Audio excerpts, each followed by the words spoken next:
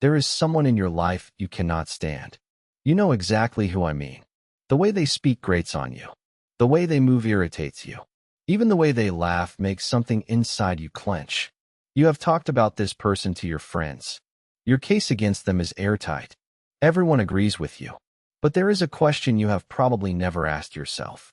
In a room full of people who find this person merely annoying, why are you the one who wants to crawl out of your skin? Carl Jung spent half his life studying exactly this. The conclusion he reached is not kind. He wrote that everything that irritates us about others can lead us to an understanding of ourselves. The sharper version, your rage at other people is just your own darkness wearing someone else's face. That sentence hurts to hear, but the psychological evidence behind it runs far deeper than you think. In 1998, researchers at the University of Georgia designed a study that made the entire field go quiet. They recruited men who reported extreme disgust toward homosexuality, alongside a control group with moderate attitudes. Both groups watched intimate same-sex footage while their physiological arousal was measured in real time. The men who claimed the strongest disgust showed significantly higher physical arousal. The pattern it uncovered is brutally simple.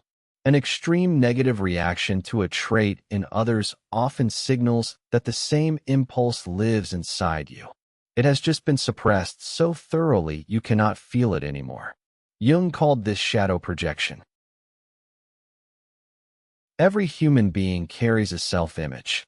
You believe you are a certain kind of person, diligent, rational, good. Any piece of you that contradicts this image gets shoved into the basement of your consciousness. Your laziness, your selfishness, your impulses. Here's the problem. What you push down does not vanish. It looks for an exit, and the exit is always the same: other people. You see a colleague slacking off every day and somehow getting promoted. You are furious. You tell yourself it is about integrity. But if you are honest, at least half the fuel in that anger comes from somewhere else. You want to rest too. You want to stop caring so much.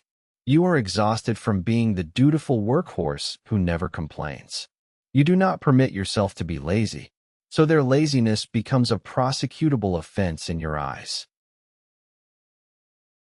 The person who loudly declares they cannot stand fake people is almost certainly wearing a mask in some relationship of their own. The person who keeps saying they hate controlling people almost always harbors a powerful need for control in their intimate life.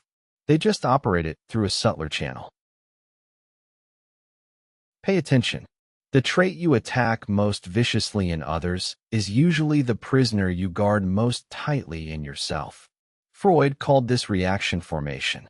The harder you repress a desire, the more your external behavior swings toward its opposite. The thing you condemn the loudest is the thing you are policing hardest inside your own head. If hatred is a mirror, what about admiration? Abraham Maslow observed that the intensity of your admiration for a quality in another person is strongly correlated with your own lack of that quality. You hunger most for what you do not have. Take a concrete example. A person raised to be obedient, never to make waves, never to take risks. As an adult, they feel a magnetic pull toward people who are bold, unconventional, and genuinely do not care what others think. Where does that longing root itself? In their own pruned-away vitality. They had rebellious impulses as a child, but the environment pushed them down. Over time, that energy hollowed out a void. When someone appears who fills that void, they are pulled in automatically. They are not just admiring a person. They are staring at the ghost of the self they were never allowed to become. The dark shadow is when you project your unacceptable parts onto others and despise them for it. The golden shadow is when you project your unrealized potential onto others and worship them for it. What you see is never entirely the other person. It is always a fragment of yourself. This plays out vividly in celebrity worship. A 2018 study on fan psychology found a significant negative correlation between fan attachment intensity and how well people actually knew themselves. The less certain you are about who you are, the more intensely you attach to an idol. The idol becomes an idealized mirror. List the 3 people you admire most. Write down the specific qualities you respect in them. Boldness, humor, effortless calm. Look at that list carefully. That is your current psychological nutrition label. Those are the nutrients your psyche is starving for. There is one context where the mirror effect intensifies to a degree most people cannot see while they are inside it: intimate relationships.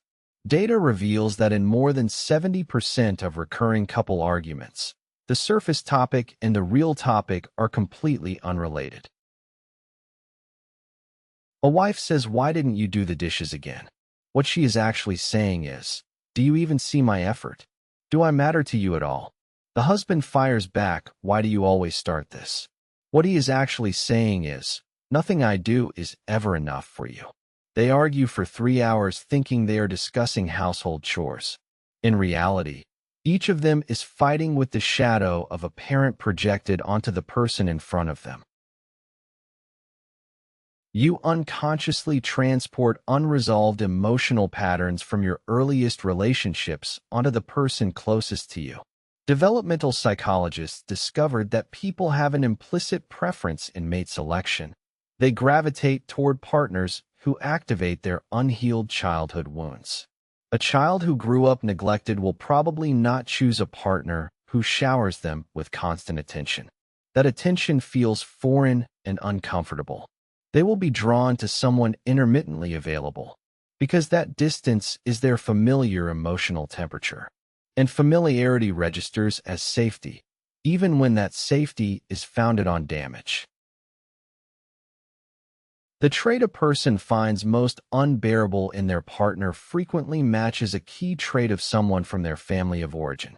You cannot stand your partner's silence because your father was emotionally absent. You cannot stand your partner's dominance because your mother ruled the house with absolute authority. Every fight is an old wound demanding payment through a new relationship. Understanding this layer produces a fundamental shift in how you handle conflict. The question stops being, "Why are you doing this to me?" It slowly becomes, "What switch inside me did this just trigger?" Above the entrance to the Temple of Apollo at Delphi, an inscription was carved 2,500 years ago. 5 words: "Know thyself." Mirror psychology offers a painfully concrete path to it. You do not need meditation. You do not need a silent retreat. You only need to pay attention to your strongest emotional reactions to other people. The ones that make you furious. The ones that make you obsessed. They are all clues. Every relationship is a mirror. Most people spend their entire lives staring at the reflection, judging it, blaming it, chasing it. They almost never turn around to see what expression is on the face of the person standing in front of the glass. Socrates said the unexamined life is not worth living. The fastest way to examine your life is to look at your strongest feelings about the world and then admit that their source was never outside you. You do not truly start seeing others until you start seeing yourself. Who is that one person in your life you absolutely cannot stand? And what specific unadmitted truth about your own basement are you terrified they are reflecting back at you? Drop your story in the comments. Someone reading your answer needs to hear it.